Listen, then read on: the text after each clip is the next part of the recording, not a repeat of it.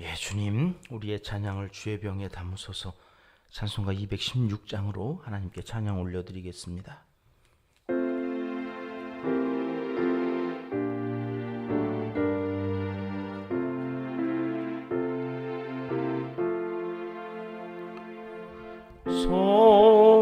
성자의 귀한 몸 날 위하여 버리신 그 사랑 고마워라. 내 머리 숙여서 주님께 비는 말 나무어 주님께 바치리까.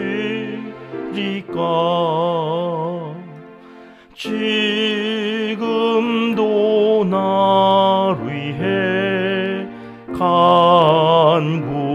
간구하심 이 옅은 믿음이 없나니 주님의 참사랑 고맙고 놀라워 찬송과 기도를 쉬지 않네. 주님의 십자가 나도 지고 신실한 믿음과 마음으로 형제의 사랑과 친절한 위로를 네게 나 베풀게 하옵소서. 만 가지 은혜를 받았으니 내 평생 슬프나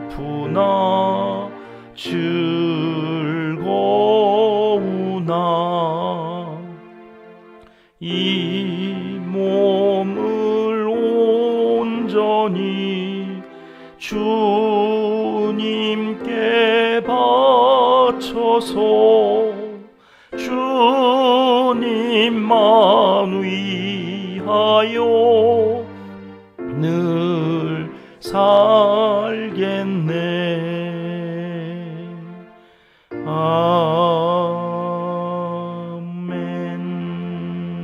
아멘. 주님, 우리의 기도를 주의 병에 담으소서. 기도문으로 함께 기도드리시겠습니다.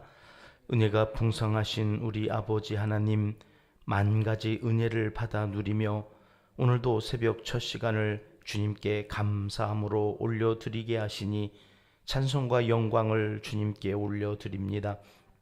예배자로 또 한 주간을 살아갈 때에 슬프나 즐거우나 주님의 은혜로 살아가는 믿음의 사람이 되게 하옵소서.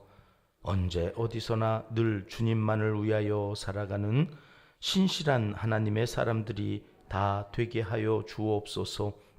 절기를 정하여 주님의 그 은혜를 기억하고 지키게 하신 사랑의 마음을 잊지 않게 하시고 늘 멈추어 서서 확인하며 감사의 열매를 풍성히 거두는 믿음의 사람들이 다 되게 하여 주시옵소서. 기도 기둥에 붙여놓고 기도하는 자녀 손들과 부모님들을 위하여 기도합니다. 살아생전 영혼이 잘됨 같이 범사가 잘되고 형통하며 강건하게 살아가도록 함께하여 주시옵소서. 힘들 때 외로울 때 기도하게 하시고 기쁠 때 평안할 때 찬송하는 입술이 되게 하여 주옵소서. 시험을 앞두고 지혜와 담대함을 구하는 자녀손들에게 함께하여 주시고, 취업을 위해 수고하는 젊은이들에게 문을 활짝 열어 주셔서 꿈과 비전을 마음껏 펼치며 살아가도록 인도하여 주시옵소서. 군에 있는 자녀들에게 갑절의 강건함을 허락하여 주셔서 나라와 민족을 지키는 여정에 어려움 없도록 지켜 보호하여 주시옵소서. 해외에 출타한 모든 성도들과 동행하여 주셔서 안전하게 목적한 일을 잘 마치고 고국으로 돌아올 수 있도록 책임져 주시옵소서.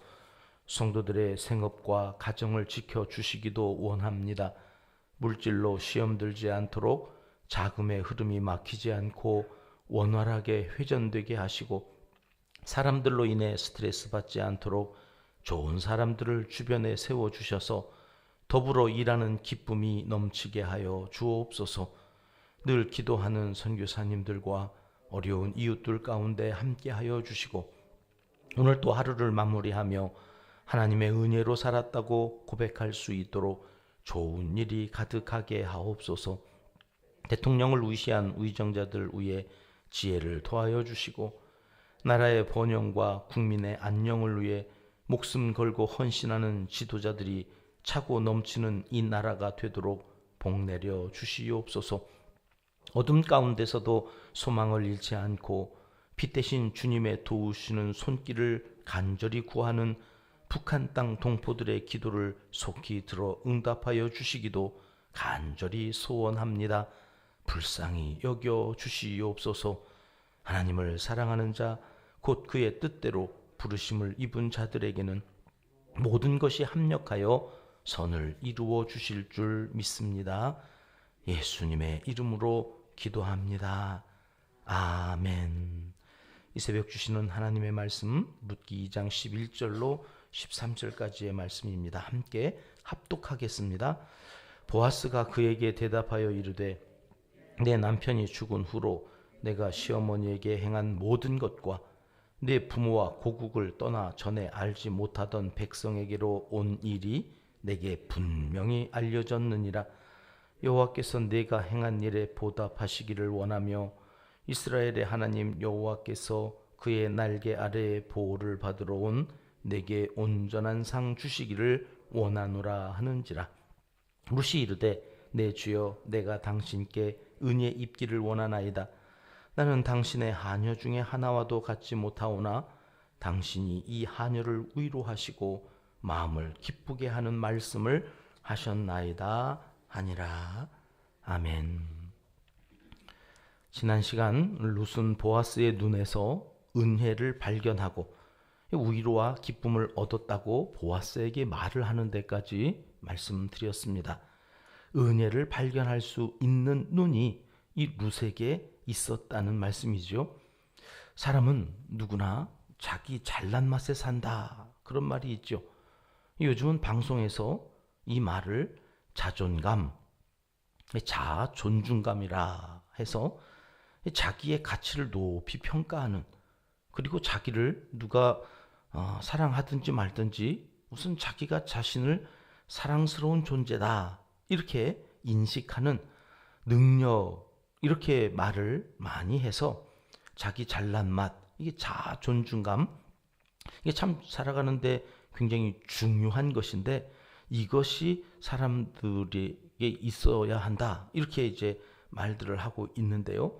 사실 이 자아 존중감이란 자기의 실존적인 문제를 정확히 아는 데에서부터 시작하는 것입니다.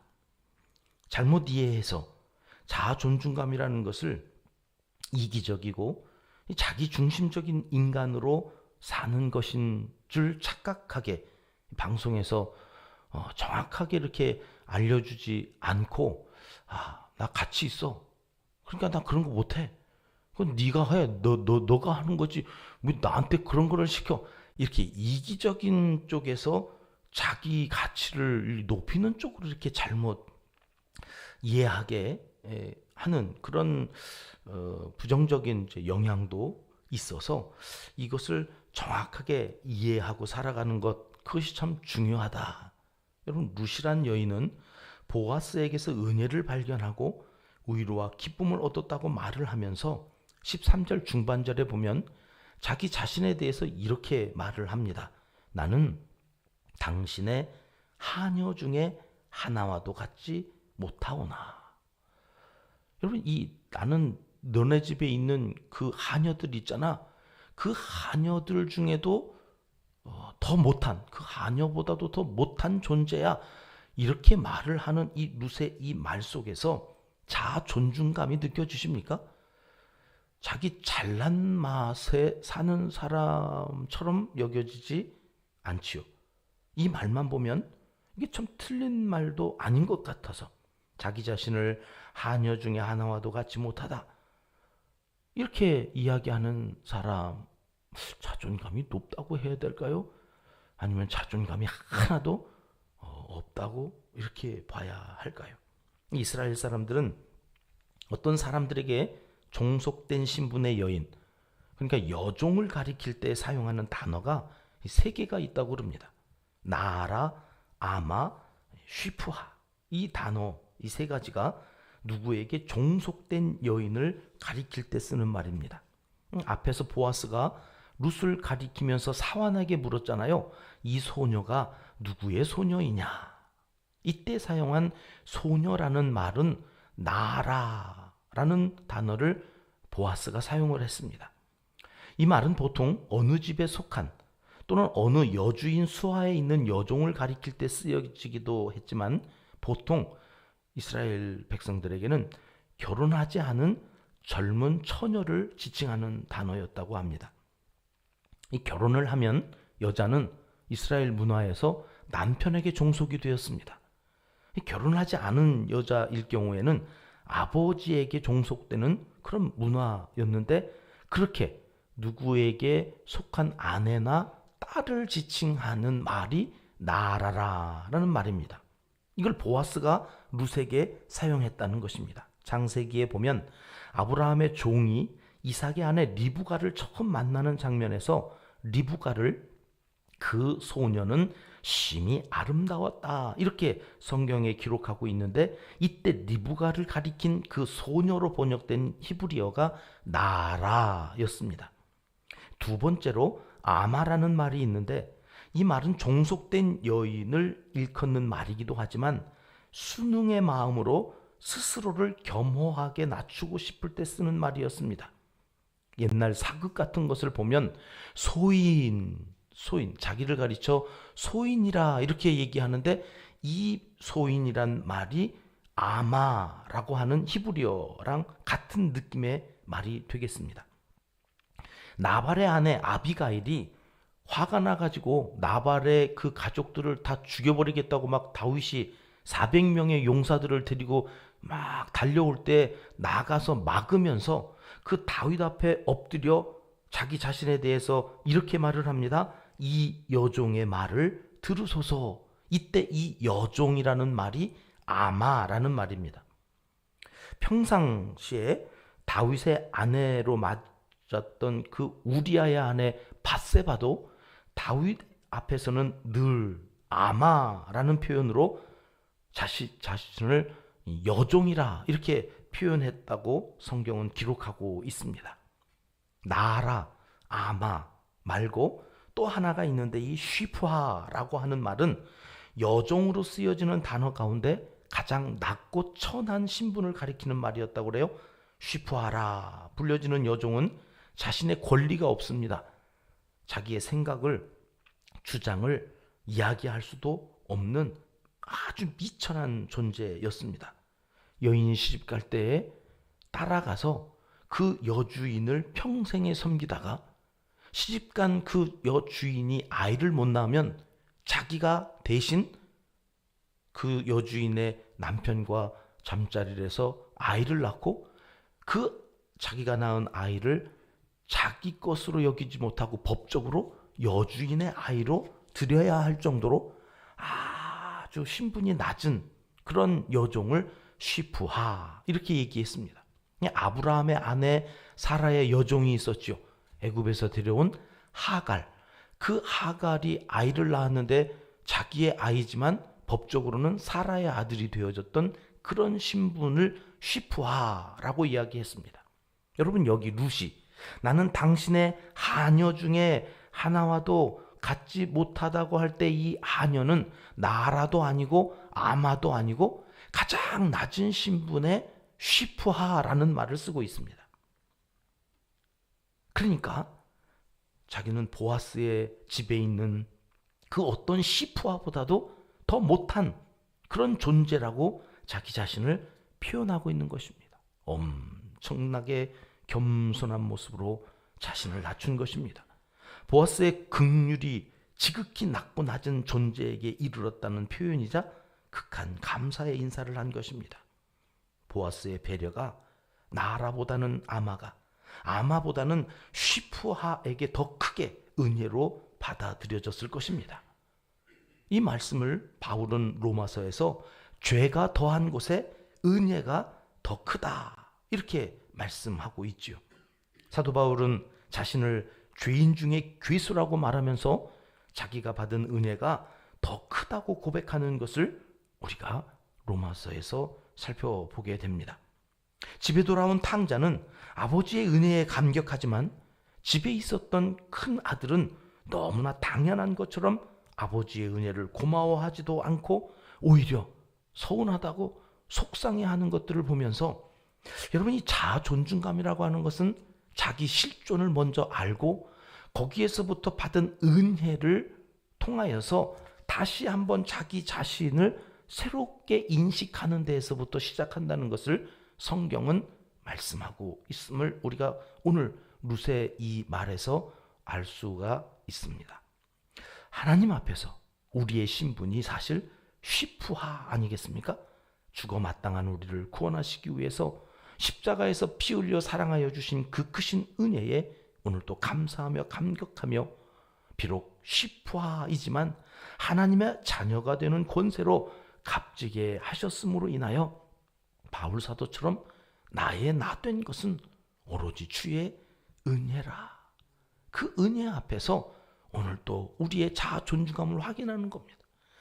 내가 잘나서가 아니라 하나님께서 나를 그렇게 만드셨음으로 인하여 오늘 또 우리는 내가 얼마나 사랑스러운 존재이고 내가 얼마나 가치 있는 존재인지를 확인하고 그 앞에서 그 은혜를 자랑하며 그 은혜에 감사하며 보답하는 마음으로 오늘 하루도 하나님 앞에서 살아가는 사람들, 오늘 룻은 우리가 그렇게 살아야 된다고 스스로 자기를 낮추어서 이야기하면서 하나님께서 룻을 통하여 깨닫게 하시는 그 지혜를 갖고 살아가기를 간절히 원하시고 계십니다.